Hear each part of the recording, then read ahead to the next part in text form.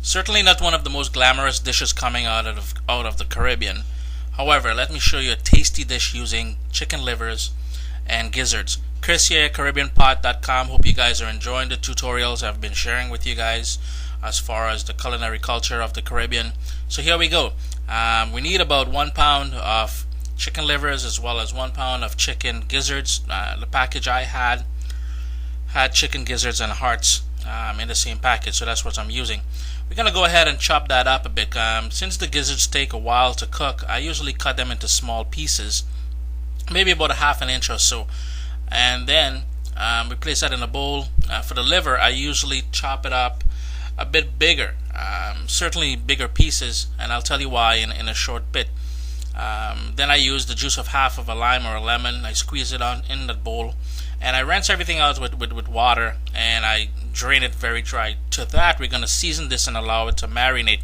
For the full seasoning list, visit CaribbeanPot.com and keyword search chicken liver, and you'll find the full ingredients of what to season this with. Basically, it's scallions, onion, garlic, tomato, hot pepper, salt, some green seasoning, and we allow that to marinate for about an hour or two before we cook it. Then, to a pot with about 1 to 2 tablespoons of oil, vegetable oil, on medium-high heat, we add the seasoned gizzards and hearts only, not the liver.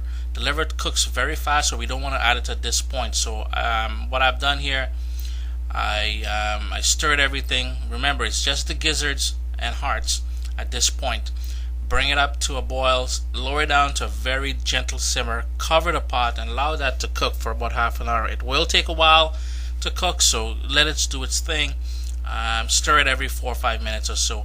In the bowl, as you can see, I did keep the livers back simply because, as I mentioned earlier, it does cook faster. The pot here, it's been cooking now for about 30 minutes. So it's time to add, it should be tender, so it's time to add the liver, the seasoned liver we set aside. I add it to the pot, give it a good stir, put the lid on there, and let it cook for about 3 minutes with the pot covered. Then you remove the cover. Depending on how thick you like your gravy, you allow it to cook for another 3 minutes or so until the liver is cooked all the way through. Remember, we don't want to overcook the liver.